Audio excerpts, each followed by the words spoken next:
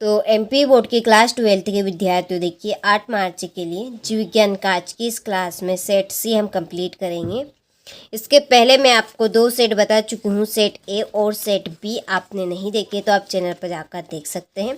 इसके बाद आपका आखिरी सेट रहेगा डी। तो इन 4 प्रश्न पत्र में आपका प्रॉपर काम हो जाएगा, आउट आपका एक भी प्रश्न नहीं जाने वाला है। तो चलिए वीडियो को शुरू करते हैं और सारे ही प्रश्नों को देखिए हम सॉल्यूशन के साथ में कंप्लीट करने वाले हैं। तो चलिए शुरू करते हैं और बढ़ते हैं प्रश्न की ओर। तो देखिए पहले प्रश्न में है सही विकल्प चुनकर लिखिए। तो पहला क्वेश्चन है कि अध्यारोपण से घिरा हुआ कोशिकाओं का एक पुंज होता है भ्रूण कोश। दूसरा, ऋतुस्राव किस हार्मोन की कमी के कारण होता है? इसका आंसर है आपका ए प्रोजेस्टेरोन। और तीसरा है निम्न में से कौन सी एक जन्म नियंत्रण विधि है? तो इसका आंसर है IUD। तीसरा, ओकोजिन खंड पाए जाते हैं, तो इसका आंसर लीडिंग स्टेज में। पांचवा, निम्न में से कौन संयोजी कड़ी का उदाहरण है? तो इसका आंसर है आपका द, इसका राइट रहेगा। छठा है कि कौन सा बैक्टीरिया दूध में दही में परिवर्तन करता है? तो कौन सा बैक्टीरिया है जो दूध को दही में परिवर्तित करता है? तो वो है आपका लैक्टोबैसिलस। ठीक है, चलिए इसके बाद में choose the correct option and right. पहले का आपका सी है, दूसरे का ए, तीसरे का सी और चौथे का भी आपका सी रहेगा, पांचवे का डी, छठे का बी। ठीक है, अच्छे से आप कंप्लीट करें इनको। चलिए क्वेश्चन नंबर 2 में रिक्त स्थानों की पूर्ति कीजिए। तो पहला है कि मृदा में पाए जाने वाला जीवाणु खालिस्तान एक कोराल जेनेटिक इंजीनियर के रूप में कार्य करता है। तो इसका आंसर है आपका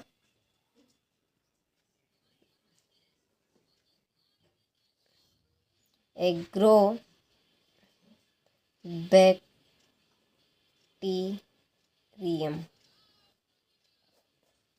दूसरा है खालिस्तान जंतुओं के DNA में एक अतिरिक्त जीन भी उपस्थित होता है।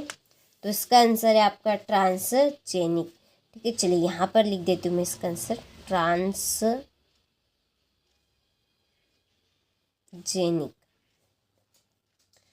तीसरा है मोनार्क तितलियों में पाए जाने वाला खालिस्तान उसे परम भक्षुओं से बचाया जाता है। तो बचाया है, तो इसका आंसर है आपका 20। ठीक है, इसमें क्या आएगा आपका 20। चौथा, विशाल अमेरिजन वर्षा वनों को खालिस्तान कहा जाता है। फेफड़ा। पांचवा, RNA का संश्लेषण खालिस्तान कहलाता है अनुलेखन।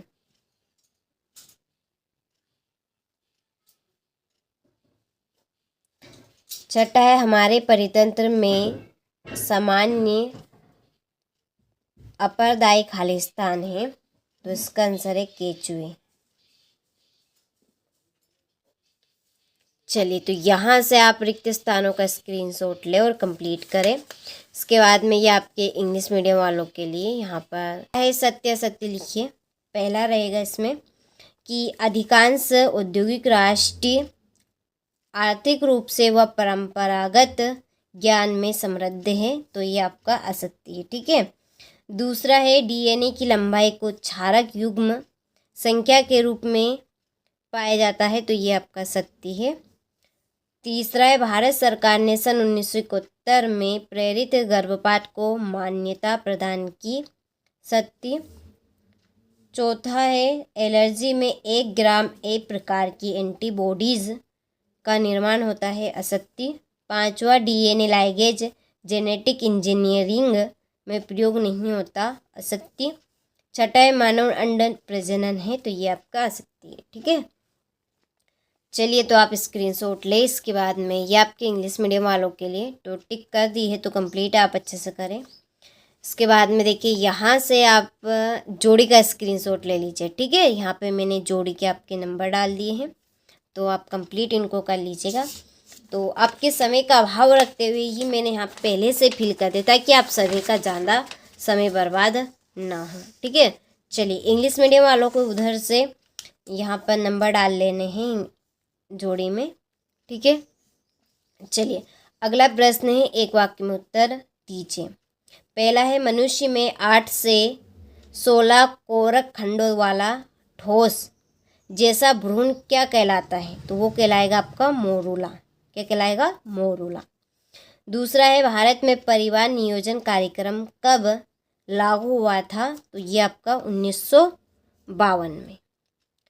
तीसरा है, न्यूक्लियोसोम मॉडल में हिस्टोन अष्टक के बाहर कौन सी हिस्टोन उपस्थित होती है?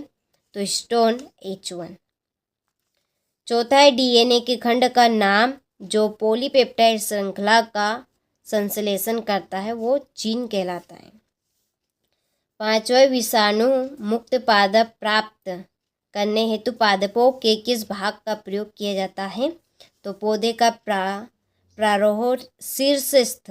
ठीक है, जो शीर्षस्थ का भाग होता है उसका उपयोग किया जाता है पौधे का। ठीक है, चलिए तो स्क्रीनशॉट आप ले यहाँ से। इसके बाद ये आपके इंग्लिश मीडियम वालों के लिए। ठीक है, चलिए छठा प्रश्न है कि असंग जनन क्या है, इसका महत्व बताइए। सातवां प्रश्न है, हीमोफीलिया रोग क्या है। आठवां, हार्डी विनबर्ग सिद्धांत का समीकरण लिखिए। तो ये आपके 2-2 नंबर वाले प्रश्न हैं। तो देखिए हमने क्वेश्चन नंबर 1 से, ठीक है, क्वेश्चन नंबर 1 से लगाकर क्वेश्चन नंबर 5 तक के सारे प्रश्नों को हमने सॉल्यूशन देखा है साथ में। और अब हम क्वेश्चन नंबर 6 से लगाकर जो क्वेश्चन नंबर आपके 20 तक है प्रश्न, ठीक है, इनकी आंसर शीट हमने तैयार कर ली है। उसके लिए आपको क्या करना है, इसी वीडियो की डिस्क्रिप्शन में आपको जाना है, वहाँ पर आपको एक कॉन्टेक्ट नंबर मिलेंगे। आप उन कॉन्टेक्ट नंबर पर कॉल करें, आपको क्वेश्चन नंबर 6 से लगाकर 20 तक के सारे प्रश्न की आंसर शीट मिल जाएगी। ठीक है, तो मैं यहाँ पर आपको केवल प्रश्न बता रही हूँ। ठीक है, और ज़्यादा लंबा वीडियो नहीं होगा तो मैं आपको उसकी PDF भी बता दूंगी आखिर में। ठीक है, और लेकिन आपको कॉल जरूर कर लेना है एक बार। लेमार्कवाद एवं डार्विनवाद में अंतर, ये आपका 8वें का अथवा है। 9वां है, जैविक नियंत्रण से आप क्या समझते हैं। 10वां, परजीवी जंतु क्या है। समष्टि घनत्व को आपको स्पष्ट करना है। भारत में वन जीवों की विलुप्ति के 2 कारण बताएं। तो 2 नंबर के इम्पोर्टेंट प्रश्न है यहाँ तक, क्वेश्चन नंबर 6 से लगाकर 12 तक के 2 नंबर के प्रश्न हैं आपके। अब यहाँ से देखिए आपका 3 नंबर का प्रश्न, ठीक है, शुरू होता है। ये 3 नंबर का आपका प्रश्न रहेगा, कार्पस लुटियम एवं एक्रोसोम के 2 कार्य आपको लिखने हैं। ठीक है, ये आपका 14वां प्रश्न है कि मनुष्य में लिंग निर्धारण की क्रिया को आरेख की सहायता से समझा। आरेख का मतलब आप समझते हैं, चित्र। ठीक है, चलिए इसके बाद में है हमारा अगला प्रश्न, ये रहा 15वां प्रश्न कि बायो गैस नियंत्रण की रचना का चित्र बनाइए। और इसी के ऊपर आपका 14वें का अथवा है, सह प्रभाविता और अपूर्ण प्रभाविता को स्पष्ट कीजिए। ठीक है, चलिए ये आपका 16वां प्रश्न, तो यहाँ से आप स्क्रीनशॉट ले लीजिए। 17वां प्रश्न है, जिन क्लोनिंग से आप क्या समझते हैं, उपयोग आपको लिखना है। अनुवांशिक कूट की कोई 4 विशेषताएं, सक्रिय एवं निष्क्रिय प्रतिरक्षा में 4 अंतर। ठीक है, 4 नंबर का प्रश्न है तो 4 अंतर लिखने, आप एक आधा बढ़ाकर लिखना चाहे तो बढ़ा सकते हैं।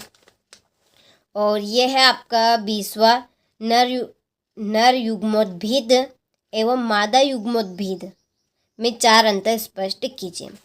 चलिए तो सारे ही प्रश्न हमने देख लिए हैं। इस प्रश्न